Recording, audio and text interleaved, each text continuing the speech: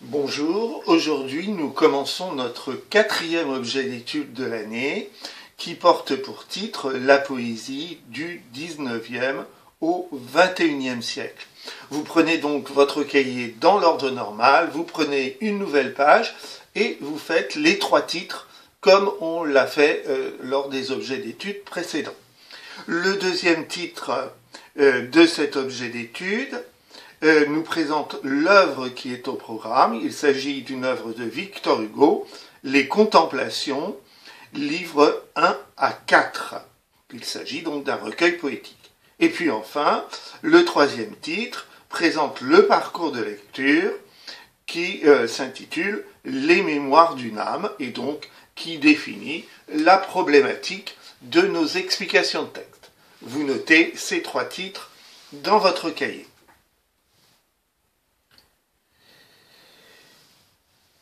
Nous allons reprendre maintenant, dans une présentation générale, les différents points de cet objet d'étude. L'objet d'étude s'intitule « La poésie du 19e au 21e siècle » et donc, comme les objets d'étude précédents, eh bien, il nous présente un genre littéraire qui est celui de la poésie. La poésie est un texte généralement rédigé en vers, ce qui la distingue de l'écriture normale qu'on appelle la prose. On voit ce mot écrit là.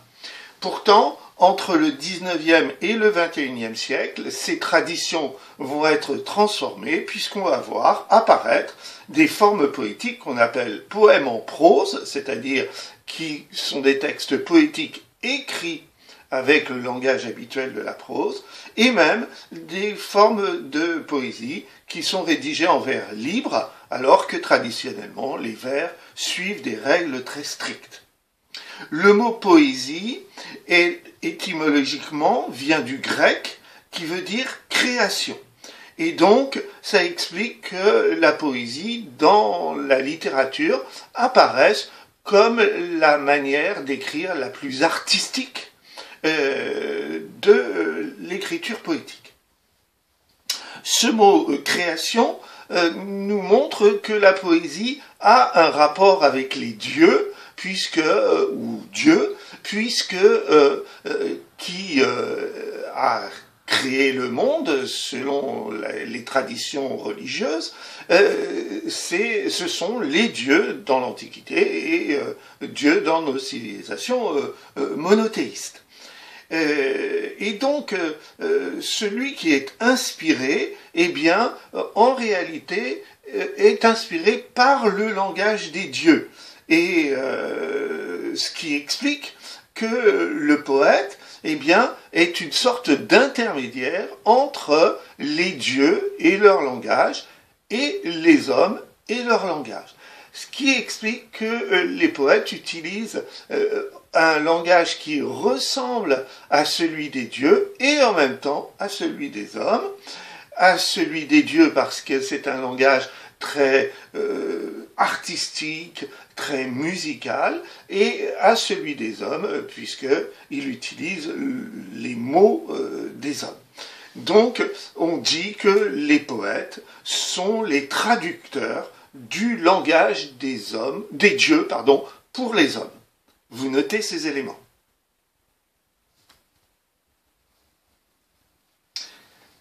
Nous passons maintenant à Victor Hugo, très rapidement. C'est un auteur du 19e siècle qui a vécu très longtemps, puisqu'il a vécu entre 1802 et 1885, mais il a commencé à créer au tout début du 19e siècle. Il avait une vingtaine d'années, et donc il fait partie du courant de la première moitié du 19e siècle. C'est donc un poète romantique. On peut même dire qu'il avait tellement d'influence sur les autres auteurs romantiques que c'était le chef de file des romantiques.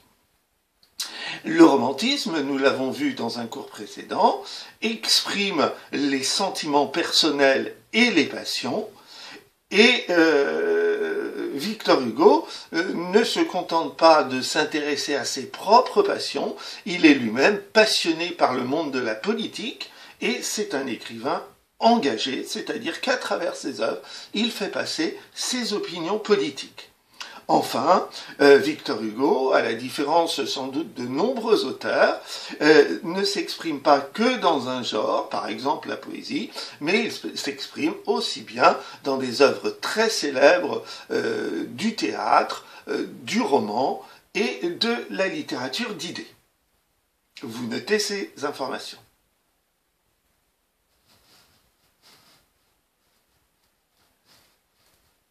Le recueil que nous étudions est un recueil poétique, donc un recueil qui contient des poésies, et il s'intitule Les Contemplations.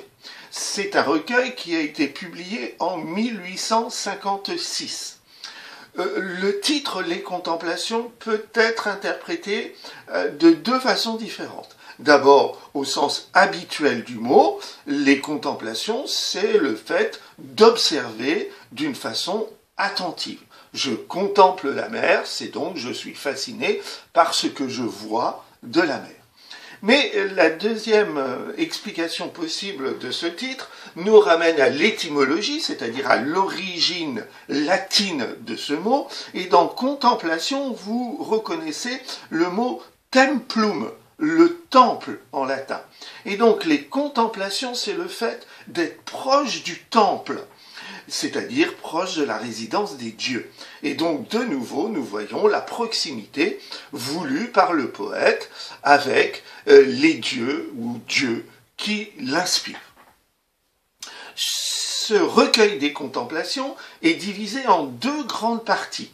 Une qui a pour titre « Autrefois » et qui représente la jeunesse très enthousiaste de Victor Hugo, et l'autre qui a pour titre « Aujourd'hui » et qui représente la maturité angoissée de Victor Hugo après la mort de sa fille Léopoldine en 1843. Donc vous voyez, différence entre jeunesse, maturité, entre enthousiasme et angoisse du même auteur. La mort de Léopoldine, qui s'est noyée en 1843, est évoquée au centre même du recueil à travers un certain nombre de textes, mais aussi à travers un moment où Victor Hugo met la date de la mort de sa fille, suivi de petits points pour montrer qu'il s'est plongé dans le silence suite à la mort de cette fille. Et il prétend, dans le poème suivant, qu'il n'a repris l'écriture que 3 ans plus tard. Chacune de ces deux grandes parties du recueil est elle-même divisée en 3 sous-parties, c'est-à-dire que le recueil comprend donc 2 grandes parties, elles-mêmes divisées en 3 sous-parties, qu'on appelle 3 livres. Alors donc vous voyez qu'il y a 6 livres dans le recueil, mais notre programme nous demande de n'en lire que 4, les 4 premiers, donc jusqu'à la mort de Léopoldine. Vous notez ces informations. Enfin, le parcours de lecture s'intitule « Mémoire d'une âme ». Cette expression est utilisée par Victor Hugo lui-même dans la préface du recueil. Nous pouvons en étudier chacun des mots. Le mot mémoire, vous voyez qu'il est au pluriel. Et même plus précisément, il est au masculin pluriel, ce qui est très inhabituel, puisque nous avons l'habitude de parler de la mémoire. Et non, là, il s'agit d'un autre mot, les mémoires. Et si nous l'accordions avec l'adjectif nouveau, nous dirions les nouveaux, E-A-U-X, mémoire, pour bien montrer que c'est un mot masculin pluriel. Que veut dire ce mot? Eh bien, il a 2 significations, mais cette fois-ci pas séparées, mais qui sont liées l'une à l'autre. La première signification, c'est qu'il s'agit d'un récit autobiographique qui est fondé sur les souvenirs, la mémoire. Mais c'est aussi un témoignage historique. Pourquoi? Eh bien parce que celui qui écrit des mémoires, eh bien, est une personnalité influente à une époque donnée et qui a vécu des événements historiques au premier plan de ces événements et il cherche à témoigner de ces événements. Donc, autobiographie personnelle plus présentation de l'histoire avec un grand H, présentée par un témoin privilégié de cette histoire. Donc on peut dire que les mémoires conservent la mémoire d'un individu, individuel, et la mémoire collective, celle de l'histoire. Le deuxième mot important de cette expression, c'est d'une âme. Cette âme peut représenter celle de Victor Hugo, son esprit poétique, une âme romantique passionnée, mais elle peut représenter aussi au centre du livre, et au début donc du livre 4, l'âme de Léopoldine qui s'est envolée au moment où justement la fille de Victor Hugo s'est noyée. Et donc, on peut concevoir les contemplations, et en particulier le livre 4 des contemplations, comme une sorte de monument poétique dédié à la mémoire de la fille disparue, à son âme donc. Voilà la présentation du 4e objet d'étude consacré à la poésie de Victor Hugo.